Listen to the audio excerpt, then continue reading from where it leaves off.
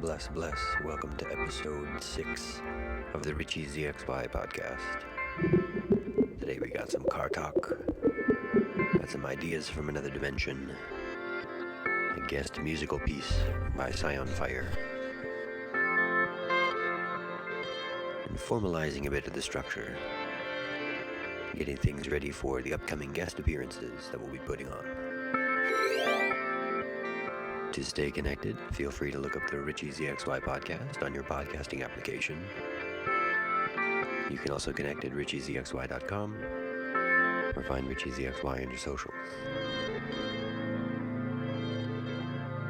We're moving through a lot of space and time together as a society right now. And it's really important to be aware of where your attention is going and who you're giving your focus to. So with that in mind, I wanted to say a special shout out and gratitude to Truthseekah.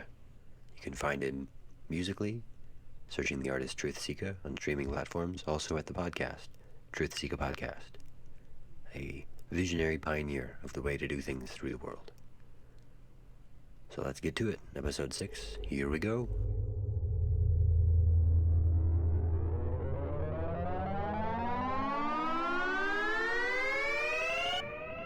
CarTalk.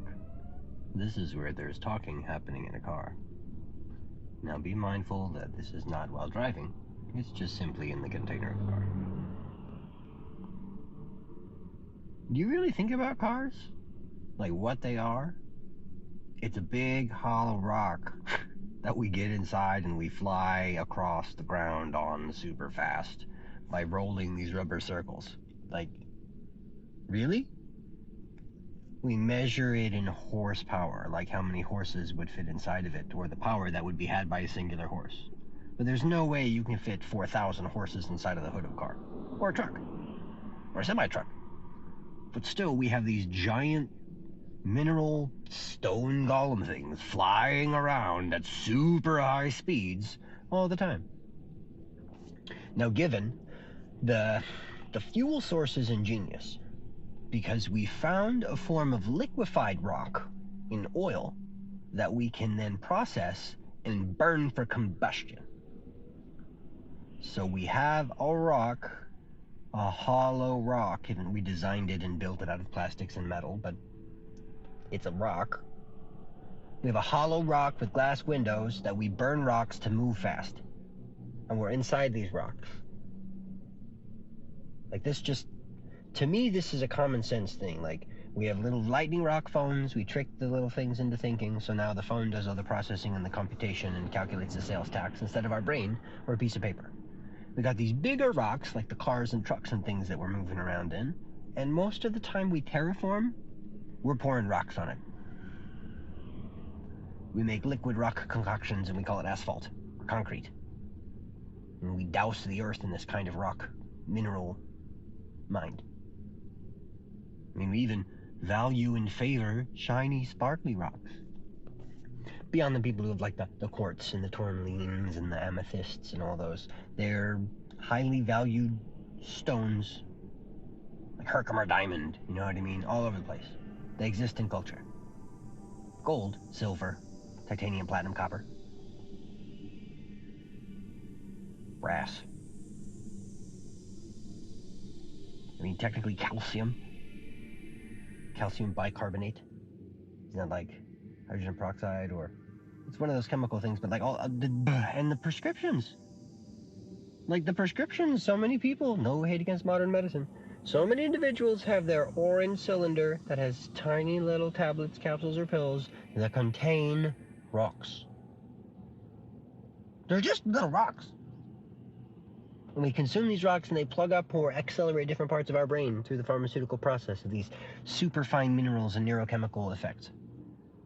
But like, for the context and for the awareness, I just making sure this all lays out in one contiguous piece so it can be picked up another time. Because there's a whole other rampage got about plants too. This is particularly minerals. So rocks and minerals and ores, we as human beings work really closely with that dimension. Constantly interacting with things that are made of dense matter primarily, or rock, stone, crystal. The car thing, I think, is where it started. We're barreling around inside of these chariots that look super shiny and fancy, and they're definitely alien creations. Like, if you look at a car, you can tell that that was created by an intelligence that is not the same intelligence that designed a tree. I mean, maybe you got like the wood panels on your PT Cruiser, right? But like an actual mind, a consciousness that developed an oak tree, or a redwood tree, or a cedar tree, or a pine tree, that organizing principle would not create a Honda Civic. It wouldn't create a Porsche, necessarily speaking, out of its natural creations. Like, just there's characteristics and styles, kind of like if you know somebody's art style because you've seen some of their paintings, and then you see another painting and it has some of those effects, some of those brushstrokes, or some of those angles, some of those color combinations. You could infer, you could decipher and be like, yeah, this is similar. But let's say you see like an abstract art piece next to a really finely detailed oil piece. They're going to be informed by different kinds of artistic and creative minds, even if it comes from the same person. So I think a lot of people have fancy rocks and gems and stones in their house, and like they have them around sort of as company, which I don't know if that's really purpose-serving necessarily, personally. I know that when I'm in environments where there's order, I feel supported by that consciousness. So yeah, in some ways, if there's like a crystal grid, or I visit someone's place and they've got like a little altar thing set up with 2 or 3 crystals pointing in a certain pattern or orientation or configuration, that can be calming and soothing and grounding. That can be a cool experience for sure. Well, when it's like all of these rocks and stones and crystals, and don't touch that, that one's really expensive. Oh, be careful of this one over there. Hey, don't move the watch. Wait a minute, like, are you living here as a person, or is this the stone's house? And the gemstones and the crystals just kind of give you permission to live here too.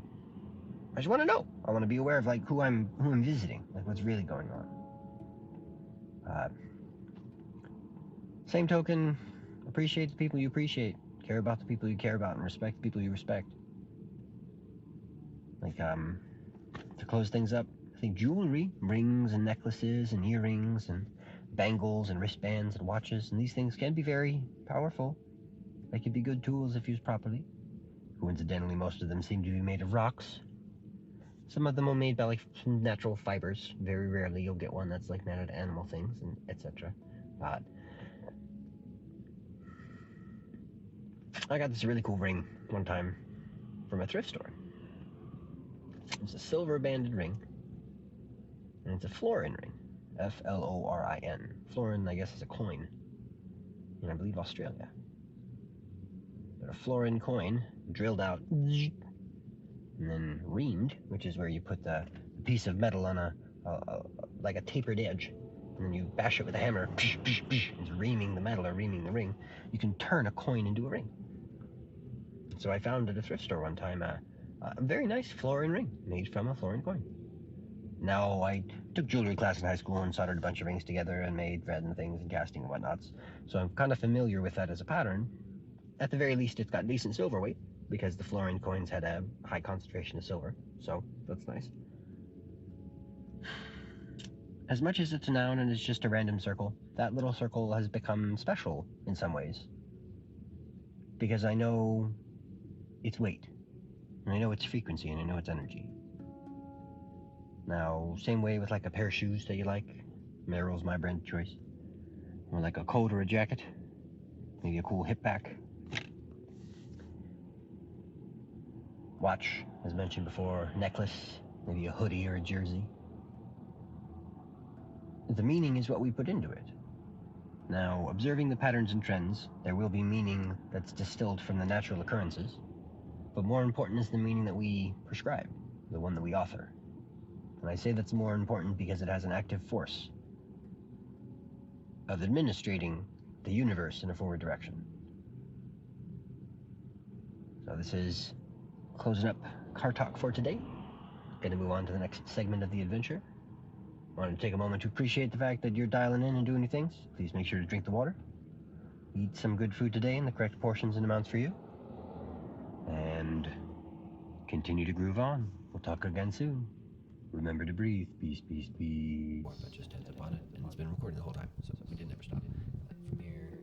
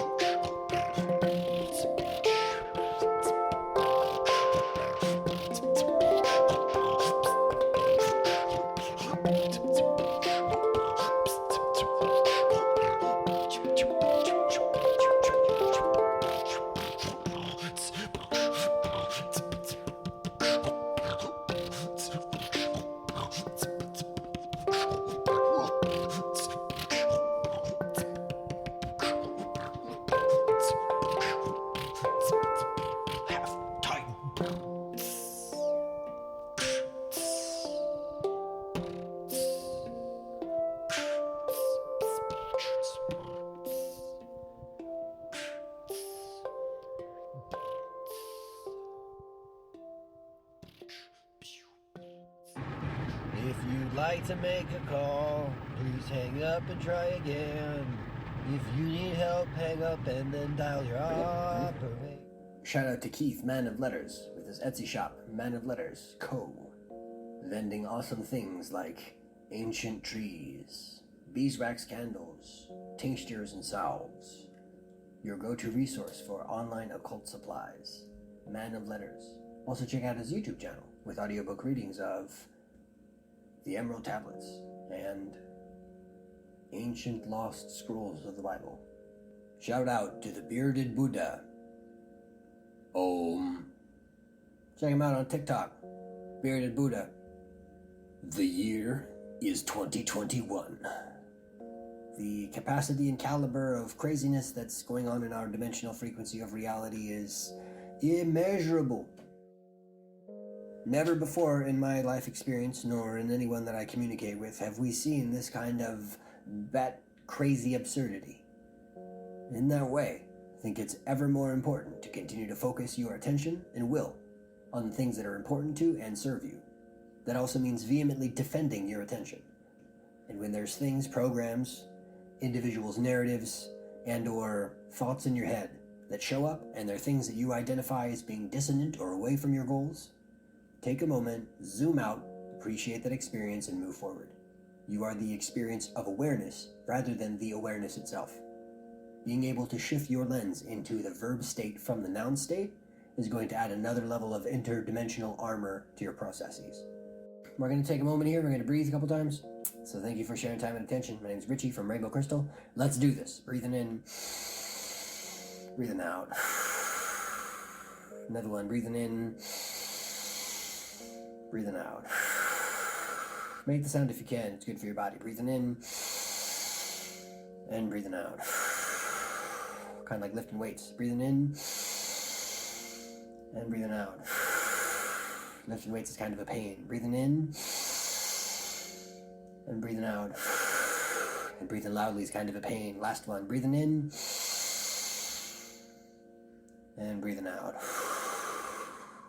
But it doesn't have to be. Breathwork is something you can do at any time. Resume your normal breathing. Just notice where you're at. If you did it effectively, those few breaths would have allowed you to shift some gears. So now that those gears are shifted,